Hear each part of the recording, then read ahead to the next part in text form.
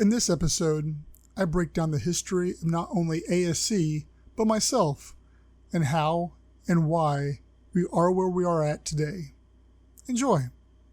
Welcome to Colonize the Ocean podcast, where we discuss oceanic colonization, exploration, and education with your hosts Adam Jewell and Brendon Traxler.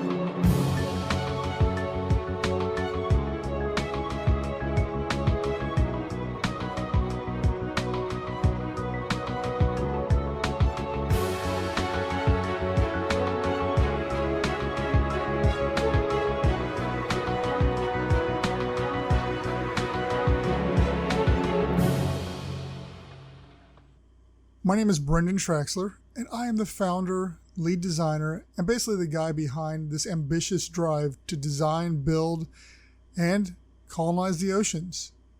If this is your first time checking out this project, thank you. This is a little different than our other live streams, podcasts, or whatever you may be accustomed to. So in this, I want to break down how ASC, Atlanta Sea Colony, got to be. How I came up with the idea, the history of the project, design iterations, and more.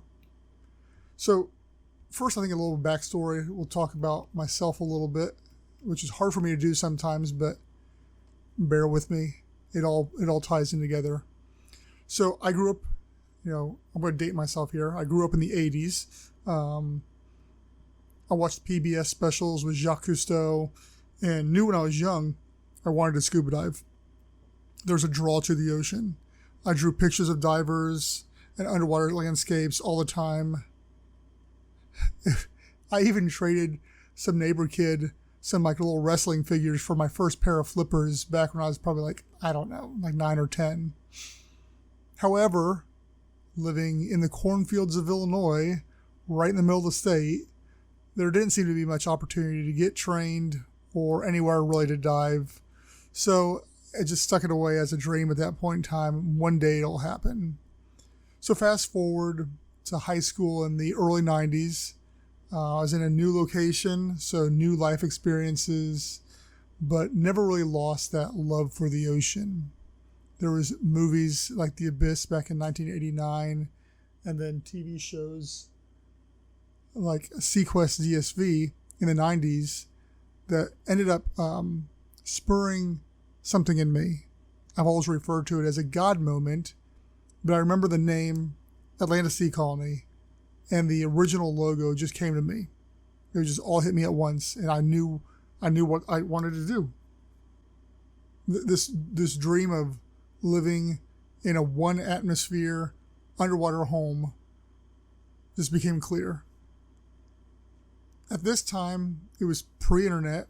So we were still in the early 90s, mid 90s, somewhere around there. So my knowledge and everything was extremely limited. But I read what I could.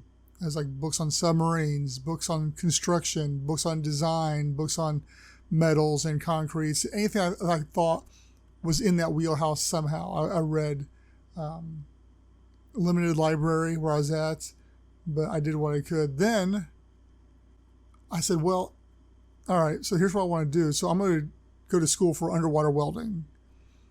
That made the most sense because I said I'll just build it myself since I couldn't find information. And I just figured I'll cut out the middleman and just do it myself. But once I got closer to graduation, I started really thinking about future and stuff along those lines. And I opted to go a different path, which after graduating, I was able to get the internet.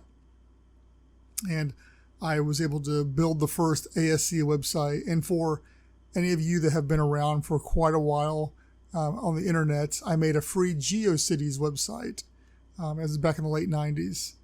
And that website actually lasted until AtlantaSeaColony.com went live. So shout out to all of us early internet users and our free websites on AngelFire or GeoCities there. With internet, however, and with, getting more comfortable on it, there was user groups, Yahoo groups, email lists, etc. I was able to network with different people who had similar ideas or similar goals emailing different companies or organizations or whatever, trying to surround myself with people who knew more than I did or were able to help direct me on that path. During this time, the designs for what at that point in time was nothing more than a glorified house in a bubble more than anything. It was very sci-fi-esque when you think of underwater cities and stuff. You see this giant dome, and it was similar to that, but it was just basically designed around a house. And as I researched more and got to know more and talked to more and more people, it evolved into a multi-sphered habitat.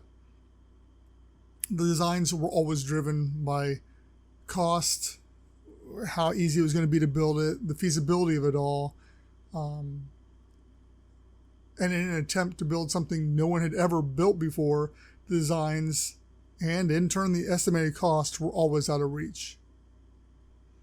People may be thinking, as they're listening to this now, wow, he's been working on this since the 90s and he still hasn't done any. Trust me, I know.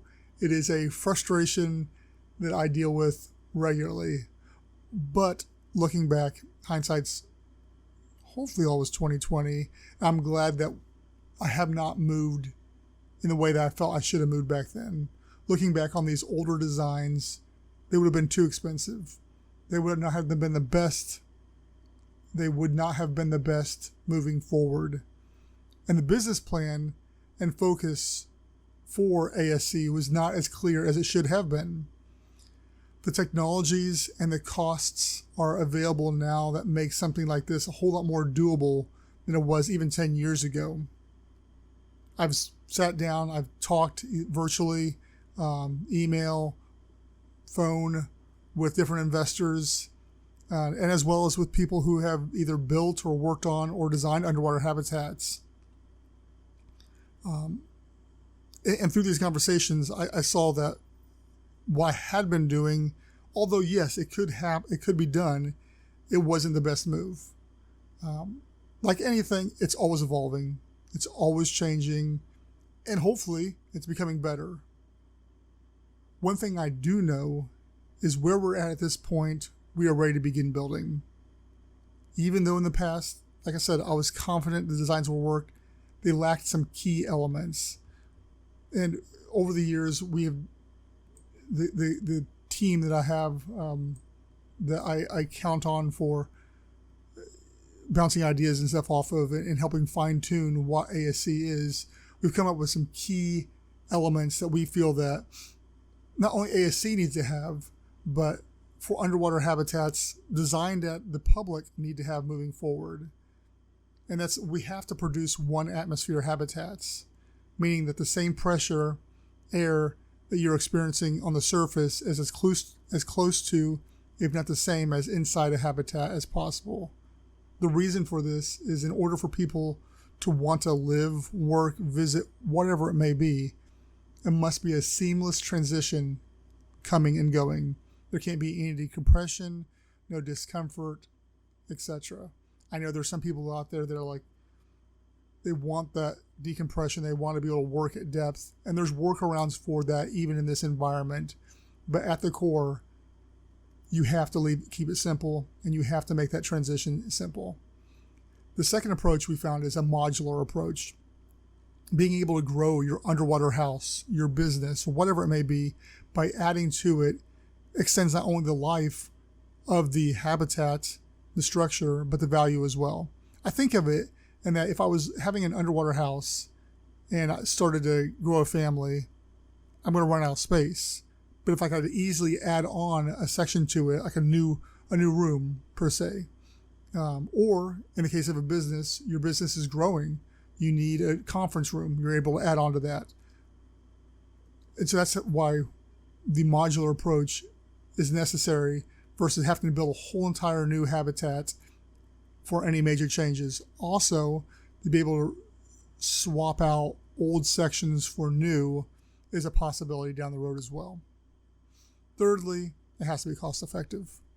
I think that that's the biggest problem right now, and the one we've had the most conversations about is how do you make underwater habitats not only cost effective but profitable. The idea is to get as many people, once again, individuals or businesses, underwater and in these things. So keeping the costs at a bare minimum is the key. We want lots of these out there. We want to open the oceans up to the general public. And we think there's definitely benefits for doing that, and there's different ways of doing that. At the end of the day, though, I try to follow a principle that was coined with the conversations I had with the Seasteading Institute, but they call it the grandma effect, I think is what they call it. But if my grandma would not be able to visit it, then it's not good enough for the public. We must strive for a seamless transition from land to sea with all the comforts, all the aesthetics that one would expect in their 5-star or 4-star hotel, their home, or their business here on land. This is going to take some time. At first, it's not going to be that seamless. It's not going to be that pretty. It's going to be rough. But I believe that we will get there. And it is an exciting future that we are looking at and we are moving towards.